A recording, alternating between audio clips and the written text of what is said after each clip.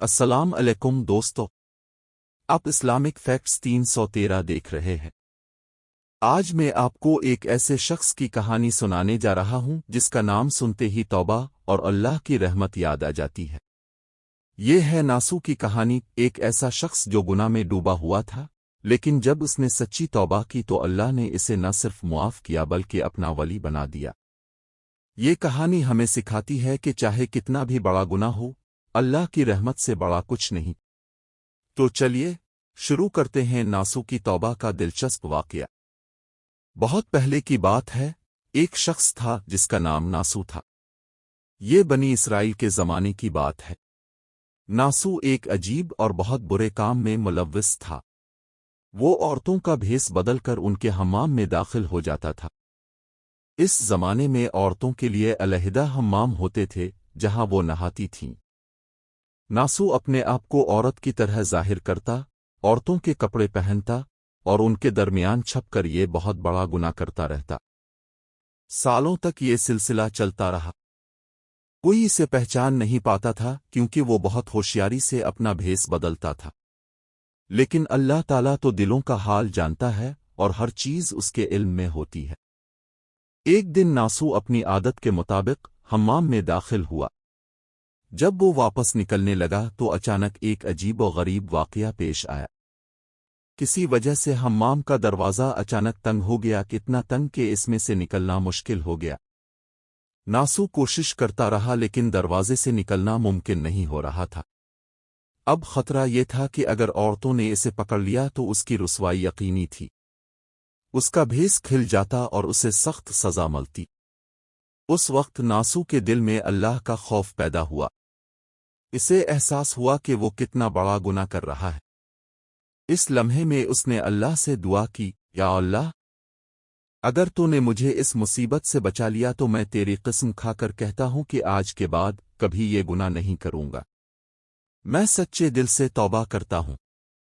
اللہ تعالیٰ نے جو توبہ کرنے والوں سے محبت کرتا ہے، ناسو کی پکار سن لی۔ اچانک دروازہ پھیل گیا اور ناسو وہاں سے نکل آیا۔ لیکن یہ معمولی نجات نہیں تھی، یہ اللہ کی طرف سے ایک موقع تھا، ایک نئی زندگی کا آغاز۔ ناسو نے اپنے وعدے کو پورا کیا۔ اس نے اس دن سے اپنی زندگی مکمل طور پر بدل دی۔ وہ عورتوں کے کپڑے، بھیس، سب کچھ چھوڑ دیا۔ اس نے اللہ کی عبادت میں مشغول ہو گیا۔ نماز، روزہ، ذکر و اذکار، ہر وقت اللہ کی یاد میں رہنے لگا۔ اس نے اپنے گناہوں پر اتنا رویا کہ آنسو بہاتے بہاتے اس کی آنکھیں سوج گئیں۔ سالوں تک اس نے عبادت جاری رکھی، توبہ استغفار کرتا رہا اور اللہ سے مغفرت مانگتا رہا۔ اللہ تعالیٰ کو ناسو کی سچی توبہ اتنی پسند آئی کہ اس نے نہ صرف اسے معاف کیا بلکہ اسے اپنا ولی بنا دیا۔ ہاں دوستو، وہی ناسو جو گناہ میں ڈوبا ہوا تھا، اللہ کا ولی بن گیا۔ اسے اللہ نے کرامات عطا کیں۔ لوگ اس کی نیکی اور پرہیزگاری کی مثال دینے لگے۔ قرآن مجید میں اللہ تعالیٰ فرماتا ہے، اے ایمان والو، اللہ کے حضور توبہ کرو، خالص توبہ، اور یہی خالص توبہ ہے جسے توبہ نصوحا کہا جاتا ہے۔ ناسو کی توبہ اتنی مشہور ہوئی کہ اس کے نام پر ہی سچی توبہ کا نام رکھا گیا۔ تو کیا ہے توبہ نصوحا؟ علماء نے اس کی شرائط بیان کی ہیں۔ پہلی شرط، گناہ کو فوری طور پر چھوڑ دینا۔ جو غلط کام کر رہے ہیں اسے فوراً ترک کر دیں۔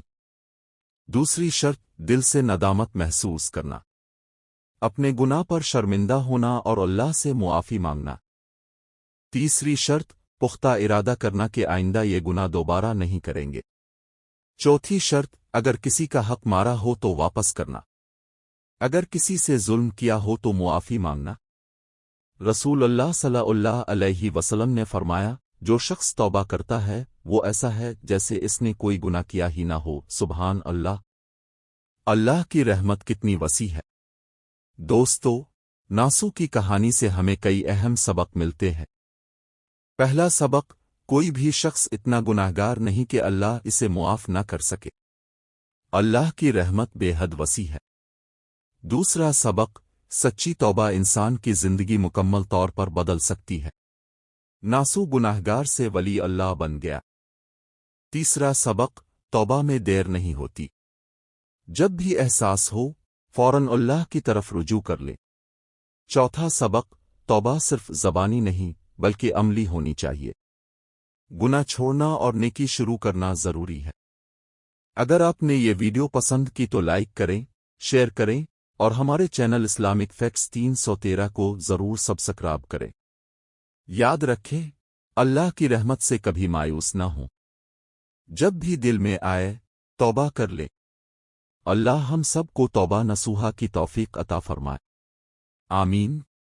अस्सलाम अलैकुम व रहमतुल्लाह व बारकातुहू।